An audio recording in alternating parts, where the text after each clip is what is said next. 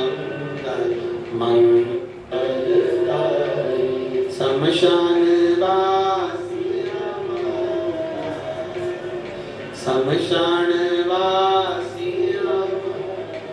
ओ भोला सब नमः शिवाय।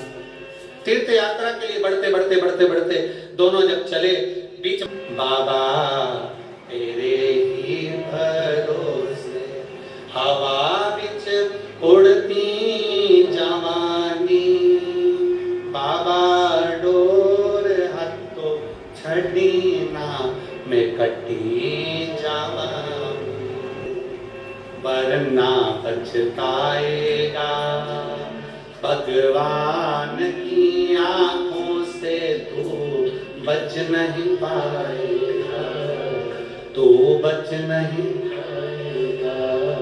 अरे ओ अज्ञानी मत कर नादानी, अरे ओ अज्ञानी मत कर नादानी, तेरे कर्म का फल भी तो ही पाएगा, जैसा किया तूने तेरे आगे आएगा। मत बुरे कर्म कर बंदे वरना पछताएगा, भगवान की आंखों से तू बच नहीं पाएगा, तू बच नहीं पाएगा। अरे ओ अज्ञानी मत कर नादानी, अरे ओ अज्ञानी मत कर। अपने कर्म का फल अपने को पाना, अपने कर्म का भोग अपने को भोगना, अपने कर्म का स्मरण अपने को करना। हरि पांव में लग गया कांटा, शिव महापुराण की कथा कहती है हरि के पांव में जैसे कांटा लगा, मणि उसको देखकर हंसा। क्यों हंसा? जब कष्ट आता है, तकलीफ आती है, दुख आता है, तो दुनिया के ऐसे कई लोग हैं जो पीछे खड़े होकर हंसते हैं, अच्छा हुआ। दुनिया के लोग हंसते हैं, अच्छा हुआ। दुनिया के लोग कहते हैं बहुत अच्छा हुआ, ऐसा होना था। दुनिया के लोग हंसते हैं, पर शिव महापुराण की कथा कहती है दुनिया कितनी भी हंसे, हंसने दो, क्योंकि दुनिया की रीति है आगे बढ़ने वाले पर पहले हंसते हैं, फिर ताना कसते हैं, फिर ताली बजाकर उसी की वाहवाही करते हैं कि अच्छा कार्य। ये दुनिया की, इसलिए घबराना नहीं है। हरि के ऊपर मणि ने हंसा और मणि को हंसी आ गई। अब मणि को हंसी आई तो मणि ने हंसते हुए कहा देखो तुमने पानी पिलाया था, तुम्हारे साथ में ये हो गया। मणि ने जैसे कहा, हरि ने कहा ये पानी पिलाने से नहीं हुआ है, मेरे बाबा ने कोई कृपा करी होगी, हो सकता है इस कांटे की जगह मेरी गर्दन कटने वाली होगी, तो मेरे शंकर ने कांटा चुभाकर मेरी गर्दन को बचा लिया है। ये शिव कृपा, ये शंकर की उदारता। करोड़ों शिव भक्त शिव महापुराण की कथा को सुन रहे हैं। नांदेड़ की पवित्र भूमि से आप ये पवित्र शिव महापुराण की कथा का रसपान ग्रहण कर रहे हैं। नांदेड़ की पवित्र धरा से आप कथा का रसपान कर रहे हैं, अपने भीतर उतार कर रखिएगा। थोड़ा सा कष्ट अगर जिंदगी में आए, थोड़ा सा दुख अगर जीवन में आए, थोड़ी सी परेशानी हमारे जीवन में आए, तो शिव महापुराण की कथा कहती है कभी घबराना नहीं, ये समझ लेना कि मेरा भोले बाबा परीक्षा ले रहा है, थोड़ी प्रतीक्षा करना, थोड़ा इंतजार करना। एक बार पशुपति व्रत करा, 2 बार पशुपति व्रत करा, 3 बार पशुपति व्रत करा, कार्य नहीं हुआ, हारना नहीं। शिव जी को मंदिर में जाते जाते जल चढ़ाते चढ़ाते 1 महीना, 2 महीना, 3 महीना, 4 महीना, 5 महीना निकल गया, घबराना नहीं, शिव कृपा करेगा। इंतजार, थोड़ी प्रतीक्षा करो, थोड़ा इंतजार करो, थोड़ी प्रतीक्षा करिए। कल एक समिति के मोबाइल पर एक मैसेज था किसी बहन का, अगर वो कथा सुन रही होगी तो उसके स्मरण में होगा। महाराष्ट्र बुजुर्ग सा कोई बाबा आया है, तन पर राख लपेटी है, पर लगता बहुत बहुत पुराना।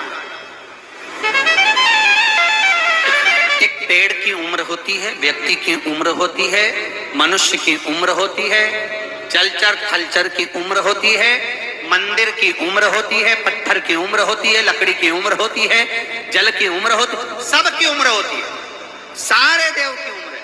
पर किसी पुराण में यह नहीं लिखा कि शंकर जी की उम्र कितनी। सारे देवताओं की उम्र का वर्णन लिखा, ब्रह्मा जी इतने, नारायण ऐसे, इंद्र ऐसे, वायुदेव, जलदेव, गरुण देव, वरुण देव, ये सब का वर्णन आया।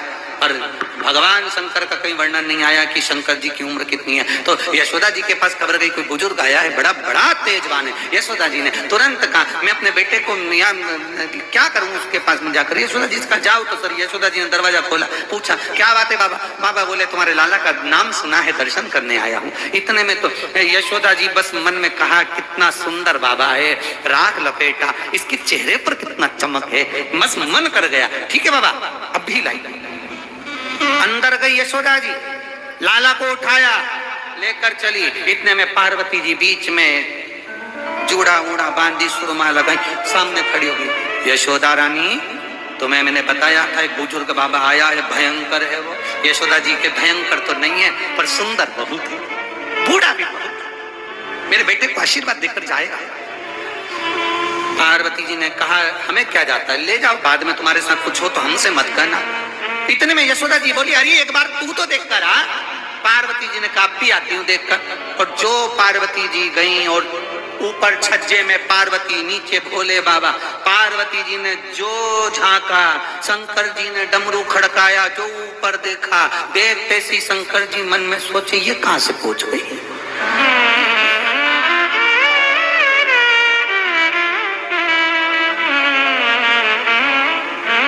पार्वती जी हाथ से इशारा कर कर बोली अब आओ अंदर। शंकर जी समझ गए ये आ गई तो अब दर्शन वर्शन तो मिलना नहीं। फिर भी शंकर जी ने आवाज लगाई, अलग जगाया, मां दर्शन कराओ। पार्वती जी नीचे आके बोली बिल्कुल मत कराना, ये वो ये तेरे बेटे का काल है। अब इसको क्या मालूम कि ये महाकाल है, ये तेरे बेटे का काल है। अब पार्वती जी ने कह दिया, अब तो पार्वती जी का मन क्षुब्ध हो गया, अब कुछ भी हो जाए बेटे को नहीं दूंगी। अब भगवान को लेकर अंदर आ गई। बाबा ने भी सोच लिया क्या करा जाए। नंदी पर्वत के नजदीक में कुंड के किनारे मेरा बाबा अखंड धुनी रमाकर बैठ गए। बैठ तो गए, ये जैसे जैसे धुनी तपे वैसे वैसे कन्हैया चिल्ला चिल्ला कर बिलक बिलक कर रोए। आशा लगाकर भोलेनाथ जी बैठे थे, उन्होंने भी आशा लगा ली थी अब तो मैं नहीं आऊंगा, तुम आओ। और लगन तुमसे लगा बैठे जो होगा देखा जाएगा, तुम्हें अपना बना बैठे जो होगा देखा। लगन लगा होता है। ब्रज की गोपियों में एक भाव होता है। एक बार एक गोपी ने बड़ा सुंदर भाव व्यक्त किया महाराज। एक गोपी दही बेचने जा रही है, दूसरी गोपी को घर पर छोड़कर जा रही है और बड़े भाव से कहकर जा रही है, अरे दही बेचन मथुरा जाऊं रे, ध्यान रखियो गुजरिया। अरे ओ गुजरी, आप ही बोलो, दही बेचन मथुरा जाऊं, ध्यान रखियो। इतने धीरे से मत बोलो गुजरिया, नहीं तो मालूम पड़े दीपावली के गुजिया याद आ जाए। थोड़ा अच्छे से आवाज लगा कर, दही बेचन मथुरा ध्यान रखियो गुजरिया, शाम से पहले घर ना आऊं रे, ध्यान। सखी बोल रही है मुझे छोड़कर क्यों जा रही है। अरे सुन, कान्हा जो आवे तो क्या विचार भगा दे। सखी कह रही है कान्हा जो आवे तो आवन दीजिए। सखी ने कहा चोटा घर में आयो तू के आने दो, तो चोर सामान ले जाएगा तो कुछ तो कह सुन तो सरी, कान्हा जो आवे तो आवन पर सखी चढ़ने ना दीजे अटरिया, ध्यान रखियो। अरे सखी मेरी छत टूटी हुई है, कन्हैया आएगा छत पे चढ़ गया गिर जाएगा, उसके पाँव में चोट लग जाएगी ना, तो सखी बोल रही है उसके लिए मुझे छोड़ के जा रही है। अरे सुन तो, कान्हा जो आवे तो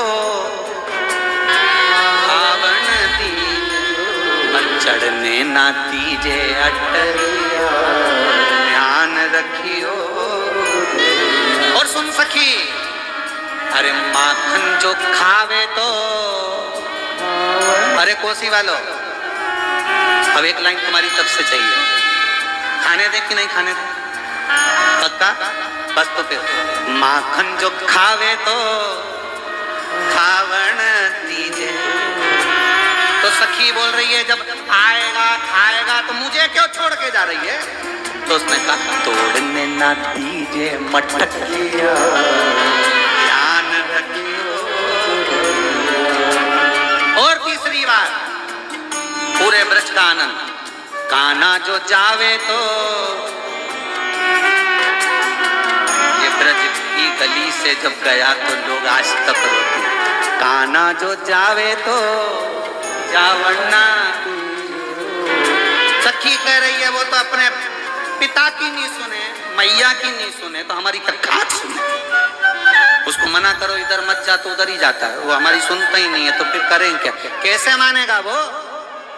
कान्हा जो जावे तो जावन्ना, और नहीं सुनेगा तो